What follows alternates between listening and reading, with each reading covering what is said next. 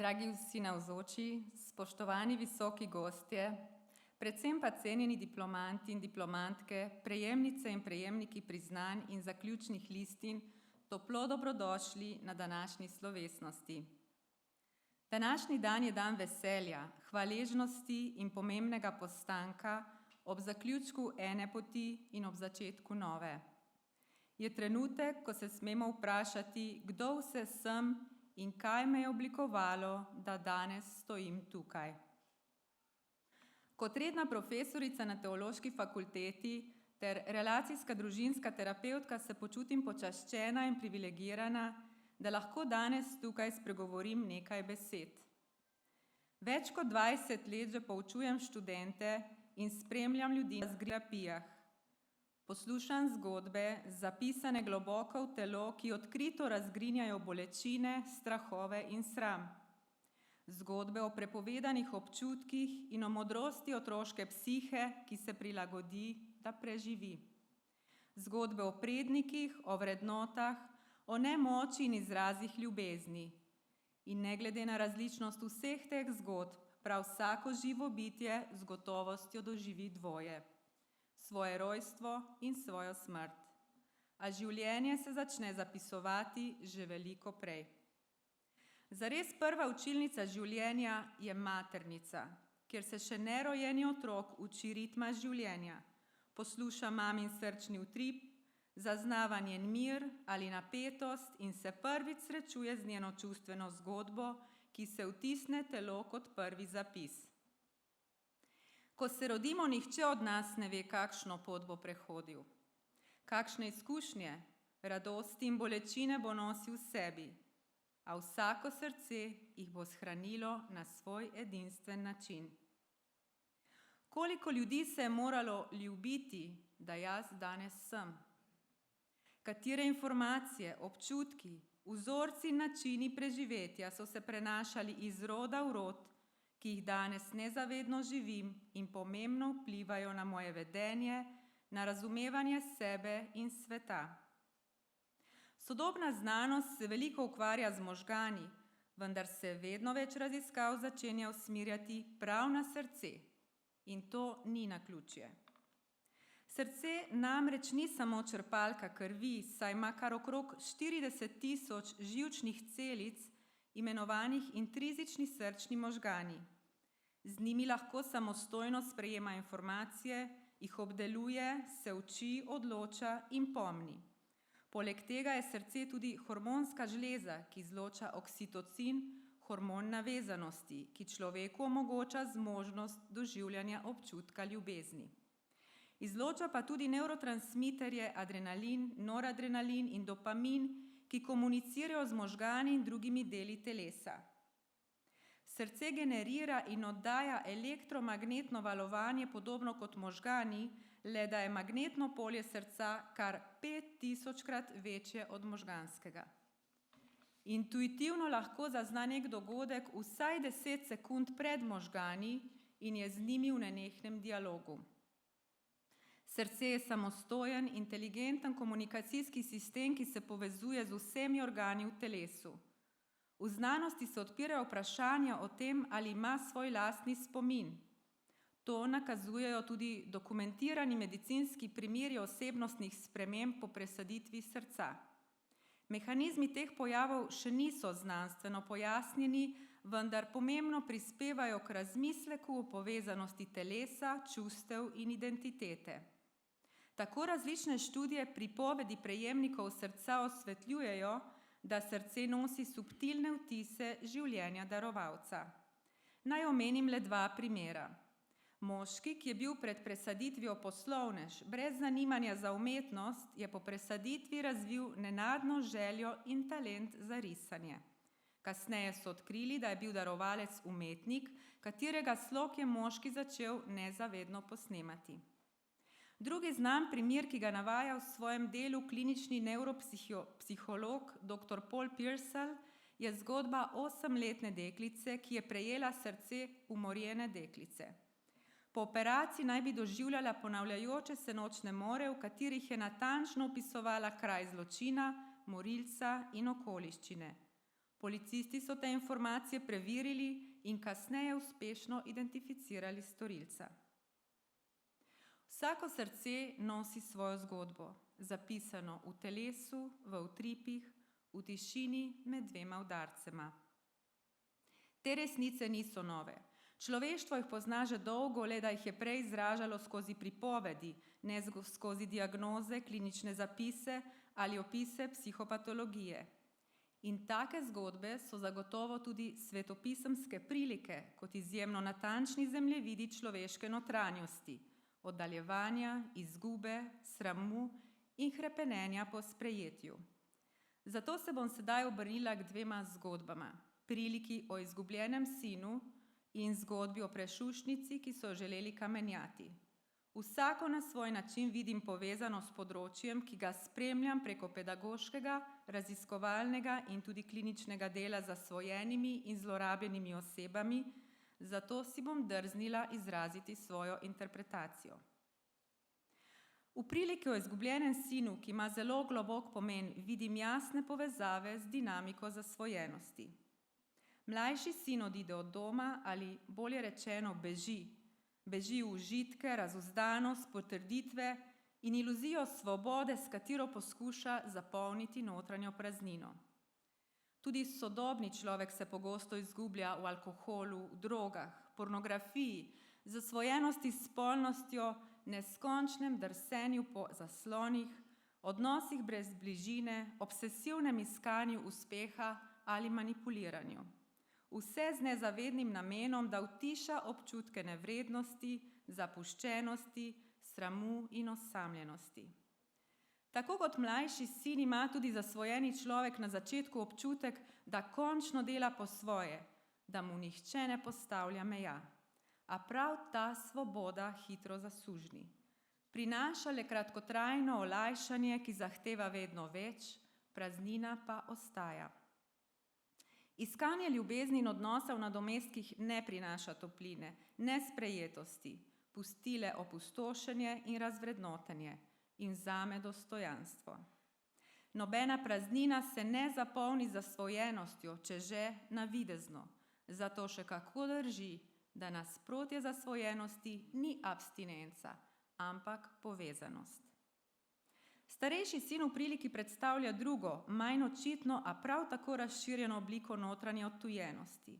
Navzven ostaja doma, je zvest, odgovoren in deloven, morda se počuti celo samoumevnega. Terapevtsko bi rekla, da je zelo verjetno njegov odnos z očetom zaznamovan z dolžnostjo, ne z bližino. Verjetno bi imel občutek krivde, če bi rekel ne, postavil mejo ali želel narediti drugače na svoj način.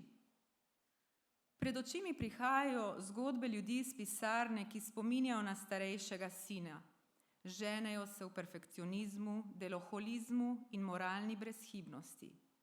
Ko sem jih vprašala, kaj ostane, če dajo delo stran, če niso vsem popolni in samo so dovolj taki, kot so. Kaj ostane, če povedo, da nečesa ne zmorejo več, je bil bolj kot ne podoben odgovor. Strah, da bodo zavrnjeni, nerazumljeni, neslišani in da bodo ostali sami. Tudi tu gre za obliko funkcioniranja, ki ne temelji na svobodi, temveč na strahu pred zapuščenostjo. In predvsem na ponavljanju vzorcev in vedenj, ki so bili nekoč potrebni zaradi občutka pripadnosti in varnosti. Če torej pogledamo oba sinova in njun skupni imenovalec bolečina, Gabor Mate, ki več desetletij svojega dela posveča prav zasvojenim, poudarja, da ni ključno vprašanje, zakaj zasvojenost, ampak zakaj bolečina. Kaj se ti je zgodilo? Kakšna je tvoja zgodba, da si danes tukaj, kjer si? Ko vidimo bolečino, gremo k vzroku. Ko vidimo vedenje tega človeka, pa smo le pri posledicah, zato največkrat spregledamo vzrok in obsojamo. Prepričana sem, da četudi ima človek še tako bolečo zgodbo, danes je tukaj in sedaj odgovoren za svoja dejanja, za odločitve in za vse, na kar ima vpliv. Nobena travma ne sme biti opravičilo za izvajanje zla in niti zato, da nekdo ostane v vlogi žrtve celo življenje. V mojih očeh je drugi tak močan trenutek ali uvid v priliko izgubljenem sinu, ko se znajde med svinjami, ki simbolizirajo dno zasvojenosti in hkrati ključno prelomnico. Gre za izkušnjo popolne razgaljenosti, izgubo iluzij, statusa in samopodobe, ki je dotedaj še omogočala zanikanje. Predstavlja brezizhodnost, stisko, sram, gnus in prezir do samega sebe, a hkrati tudi prvi resnični stik s seboj. Zaradi vseh teh bolečih občutkov se lahko krog zasvojenosti ponavlja in prihaja do recidivov, ker človek ne zdrži abstinenčne krize. Ko mlajši sin, sedaj med svinjami, na dnu začuti, da tako ne more več naprej, da telo in srce ne zmoreta več bežati, se odloči, da je dovolj. Ta notranji premik, vstal bom in šel k očetu, je odločilni trenutek, ki ga v terapiji poznamo kot odločitev za resnico, ko si človek prvič dovoli priznati svojo ranljivost, sprejeti odgovornost in poiskati pomoč.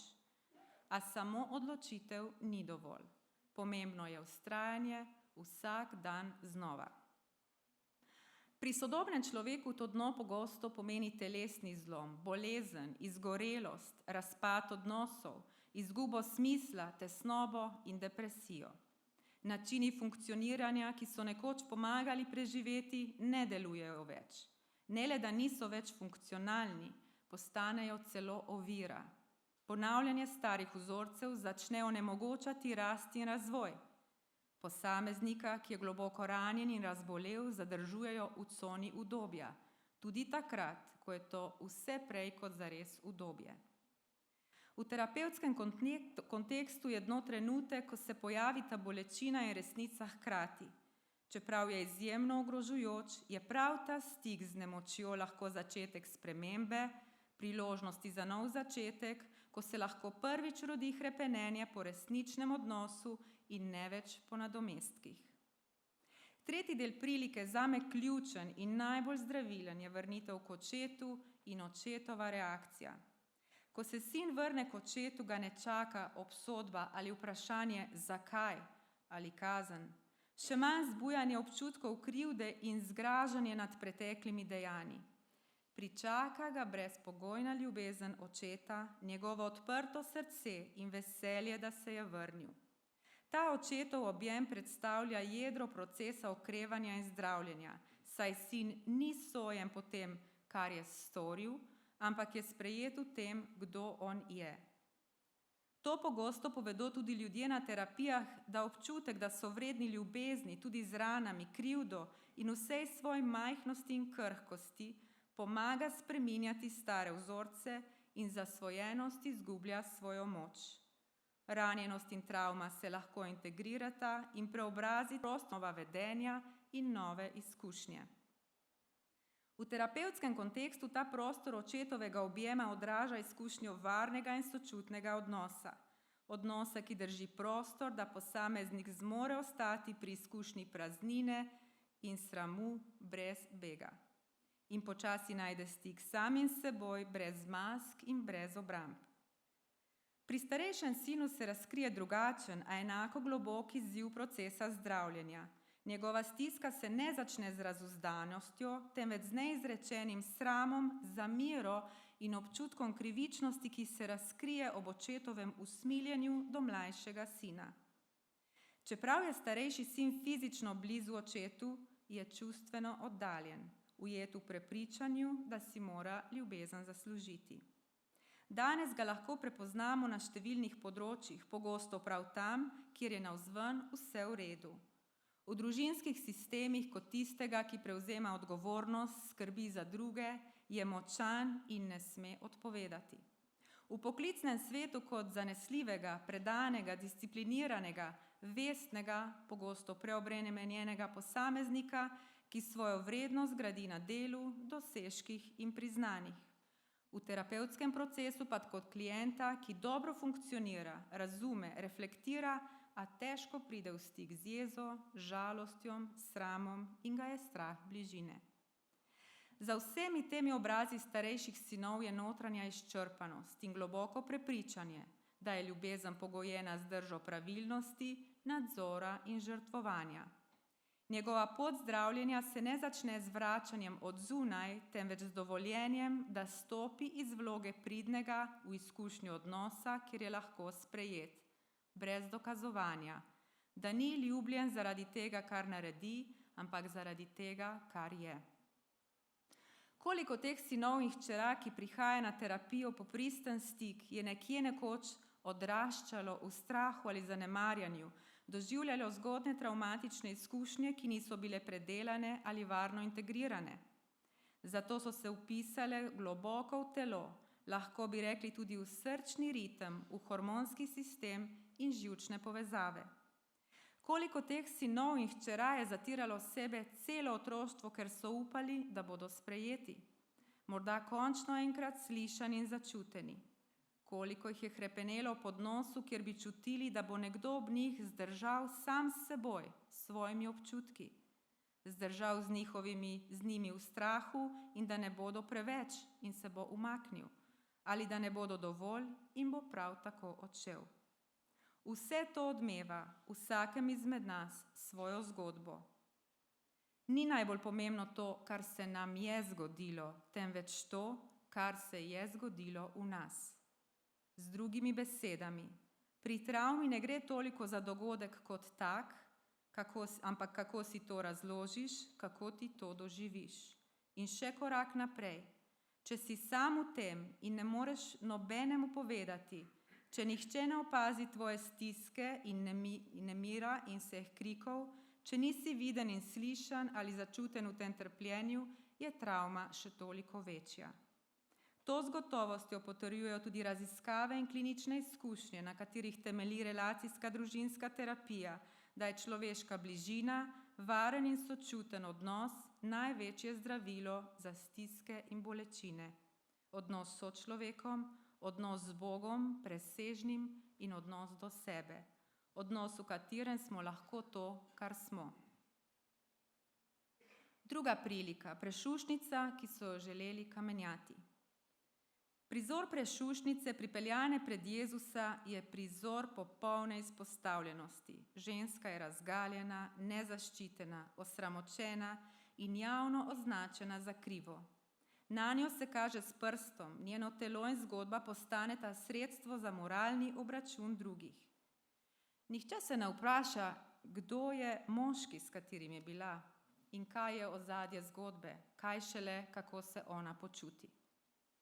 Mar ni tako še danes, 2000 let kasneje, ko se podobna dinamika kaže v družbi. Žrtev je na milost in nemilost izpostavljena, zasliševana, obsojanja, medtem ko se storilca ščiti, minimalizira njegovo dejanje, racionalizira in, če sem še malo cinična, izrablja se naredi žrtev in iz žrtve rablja. Prizor iz Evangelija se ni ustavil v preteklosti, še danes se ponavlja. V sodnih dvoranah, v medijih, skupnostih in celo v tišini družin. Se potem mar čudimo kot družba, zakaj žrtve molčijo? Molk pa je na koncu žal zaveznik storilcev. Storilcev, ki so lahko zelo ugledni in v najrazličnejših poklicih, od učiteljev, vzgojiteljev, zdravnikov, odvetnikov in žal tudi v cerkvi. Raziskave kažejo, da je približno 80% spolnih zlorab storjenih strani osebe, ki jo žrtev pozna in ji celo zaupa. To so lahko partnerji, prijatelji, znanci ali družinski člani. Pred 18 letom je vsako od vseh dekle in vsak 7. fant žrtev spolne zlorabe. Od vseh deklic in žensk, ki so bile umorjene po vsem svetu, jih je bilo 60% ubitih strani partnerja ali družinskega člana, vsako uro 5. V povprečju je ženska 17-krat pretepena, predno poda prijavo na policijo, če ni že prepozno. Med nosečnostjo se fizično nasilje poveča tudi za 50%. Podatki, ki zarežejo v srce. In kljub vsem tem grozotam, marsikatera žrtev na terapiji pove, da je bilo zanje hujše izdajstvo in travma to, da ji niso verjeli, ko je morda po več letih tišine spregovorila, kot pa to, da je bila zlorabljena. In če se vrnemo k zgodbi ženske, ki so jo pripeljali pred Jezusa, kaj on najprej naredi? Najprej ustavi množico, ustavi nasilje in preusmeri pogled. Terapevtsko gledano je prvi korak zdravljenja prav to, zaščititi žrtev in ne odpirati novih ran in razkrivati detajlov zlorabe, razgaljati telo in intimnost, še preden je vzpostavljena varnost. Če ta razkritost ni skrbno zavarovana, lahko terapija ali kakršenkoli pogovor nehote ponovi izkušnjo in vzdušje zlorabe. Jezus ne zagovarja ženske, ampak preusmeri pozornost žrtve na notranjo resničnost tistih, ki obsojajo. Kdor je brez greha, naj prvi vrže kamen. V resnici bi lahko rekli, da so tisti, ki so žensko privedli k Jezusu, veliko več povedali o sebi kot o njej. Kamni postanejo ogledalo, razkrijejo, da nasilje ne govori o žrtvi, ampak o tistih, ki so ga pripravljeni izvršiti. Z metanjem kamnov bi nanjo preložili vse tisto, česar ne zmorejo videti v sebi. Ženska bi tako postala nosilka greha drugih, ne le žrtev dejanja, temveč žrtev sistema, ki se čisti na njenem telesu. Na ta način bi bila ponovno zlorabljena, ne več spolno, ampak moralno in simbolno. Ko kamni padejo z njihovih rok, se zgodi ključen premik. Stran se prvič premakne žrtve na skupnost. To je trenutek resnice in hkrati prvi korak pravičnosti.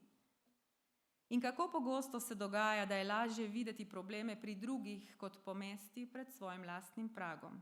Tudi v današnji družbi naši odzivi, ko slišimo za primere spolnih zlorab ali ko nam žrtev zaupa, povedo največ o nas.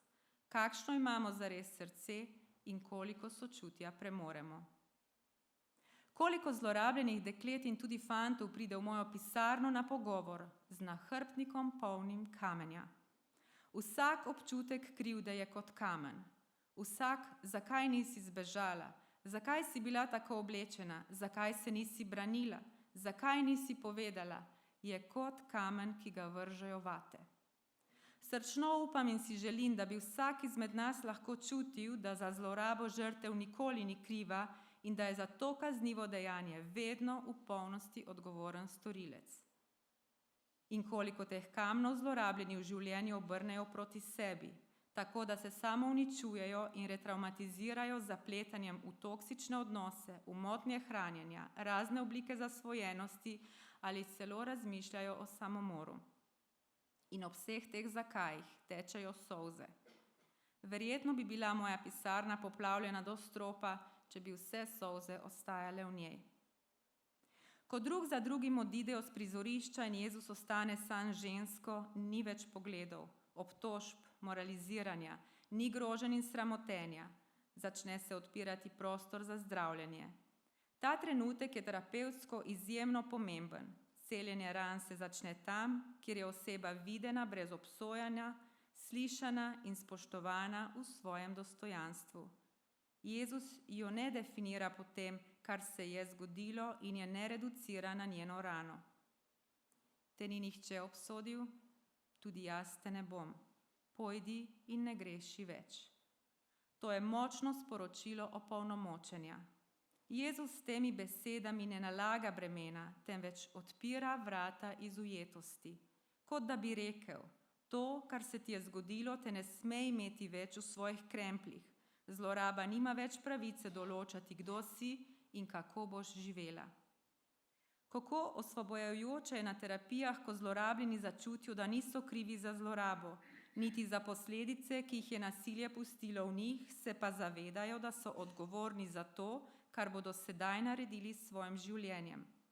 Lahko bi rekla, da to pomeni dovoljenje, da postopoma v enem procesu predelovanja travme izstopijo iz identitete nasilja v identiteto sebe brez nasilja. Ne da bolečino zanikajo, temveč da ji ne dovolijo več voditi življenja z vračanjem moči. Pojdi pomeni hojo naprej v lastnem tempu. Ne greši več, pa lahko razumemo kot povabilo v novo življenje, da ne ostaja več v samouničevalnih vzorcih, ponavljanju travme in v notranjih prepričanjih, da je vredna le bolečine. Le tako lahko zloraba odide iz središča življenja zlorabljene osebe. Ne izbriše se zgodovina, a ne piše se več prihodnost z njo. Vsi smo kdaj izgubljeni sinovi in hčere, sami v sebi, sami s seboj. Morda se prepoznamo kot tisti, ki smo odšli daleč stran, v delo, odnose, zasvojenosti, dosežke, stalno aktivnost samo zato, da ne bi začutili praznine ali bolečine. Ali kot tisti, ki se nikoli nismo zares oddaljili, a smo ostali doma z občutkom, da moramo ugajati, biti odgovorni, zanesljivi in tihi, da bi bili vredni ljubezni. Ali imam v sebi srce dobrega očeta, da ta del izgubljenosti lahko sprejmem? Sebe in kako v meni odmeva zgodba o prešuštnici? Morda v sramu zaradi dela sebe, ki je bil nekoč razkrit, izpostavljen, obsojan, da še danes živim z notranjim glasom, ki pravi, z mano je nekaj narobe. Ali sem morda tisti, ki držim kamen v roki, da ga vržem v sebe ali v koga drugega in še vedno reagiram iz starih obramb, ker nekoč ni bilo varno čutiti. Ali lahko odložim kamen, si odpustim in dam sočutje? In nenazadnje, ali lahko izpustim, presežem stare vzorce, ki mi danes ne služijo več, včasih pa so bili edina možnost preživetja. To niso bile izbire odraslega človeka, to so bile inteligentne prilagoditve otroškega živčnega sistema, ki ni imel druge možnosti. Kajti, če še vedno ostajam ujet v preživetvenem modusu, delujem iz avtomatizmov, iz odzivov, ki so nekoč varovali življenje, danes pa omejujejo rast, stik in ustvarjanje. V takem stanju težko spreminjamo sebe, zdravimo telo ali gradimo drugačne odnose. Danes nismo več tisti otroci, ni nam več treba ponavljati istih vedenj, da bi preživeli. Ali kot pravi apostol Pavel v pismu Korinčanom: ko sem bil otrok, sem govoril kakor otrok, mislil kakor otrok in sklepal kakor otrok. Ko pa sem postal mož, sem opustil, kar je otroškega. Vsaka terapija, pravzaprav vsak sočuten stik dveh ljudi je srečanje z očetovim srcem, zrelim, ljubečim in razumevajočim. In kdor si poišče pomoč, je kot izgubljeni sin ali hči, ki si zasluži, da ga srce sprejme brez obsodbe, da ga spodbuja brez kaznovanja, da mu da novo možnost, da se vrne k sebi. Vsako srce ima svojo zgodbo, ki se je začela pisati že dolgo pred našimi zavestnimi odločitvami, v prvi učilnici življenja, v maternici. A zgodba se tu ne konča. Prav tukaj in sedaj vsak izmed nas lahko odloča, kako jo bo pisal naprej. S tem, kako živi, kako izbira in kako vstopa v odnose. Ne z zanikanjem preteklosti, temveč z zrelostjo, ki srcu dovoli, da stare zapise bere z novimi očmi. Ko bomo prvič kot odrasli naredili nekaj drugače kot vedno do sedaj, se zagotovo ne bomo počutili dobro. Ne bo nam domače in poznano. Ko bomo to naredili drugič, petič, desetič, bo še vedno težko, a že nekoliko lažje. Ko bomo to naredili stotič, bo nova pot že lažja, bolj varna. In če uspemo s predanostjo, sočutjem in ljubeznijo do sebe nekaj ponoviti 1000-krat, stari zapisi bodo izgubili moč, nove izkušnje pa bodo dale notranji mir in svobodo srcu. Če zaobjamem to predavanje in se ustavim še pri zadnjih utripih srca, za katere hvala Bogu ne vemo ne ure ne dneva. Katero zgodbo bi si vsak izmed nas želel, da bi pripovedovalo njegovo srce? Na kaj bi želeli biti ponosni in kaj bi zares obžalovali? Takrat verjetno nihče od nas ne bo obžaloval, da je premalo delal ali premalo gledal v ekran, ampak bo obžaloval tiste najbolj preproste, vsakdanje stvari, da bližnjim nismo povedali, da jih imamo radi, rekli oprosti, preživeli več časa z njimi, bili bolj sočutni in bolj ljubeči. Ni nam treba čakati na jutri. Naj gredo že danes od srca k srcu drobne stvari, prijazni pogledi, hvaležnost, mir, ljubezen, iskrenost. Da bo naša zgodba, ki jo bodo za nami pripovedovali drugi, zgodba o dostojanstvu in spoštovanju, ne o razvrednotenju in bolečini. In še zadnje besede za vas, dragi diplomanti in diplomantke, prejemnice in prejemniki zaključnih listin in priznanj. Ko boste stopali v svoje poklicno in osebno življenje, boste nosili veliko znanja, metod in strokovnih pristopov. To je dragoceno in zagotovo pomembno. A ne pozabite, ljudje, ki bodo sedeli pred vami ali s katerimi se boste srečevali, ne bodo potrebovali najprej teorij ali znanstvenih razlag, potrebovali bodo vaš srčen in sočuten odnos. Pogled, ki ne obsoja, prisotnost, ki pomirja, stisk roke, nasmeh ali včasih le besede z vami sem, vse bo še dobro. Naj bo vaše znanje orodje, vaša človečnost pa prostor, kjer se srce lahko umiri. In naj vas na tej poti vedno spremlja zavedanje, da lahko prav vi za nekoga postanete blagoslov, tisti oče v zgodbi, odnos, ob katerem se ranjeno srce spomni, kdo je in se začne vračati domov. Hvala za vašo pozornost in naj vas vodi srce.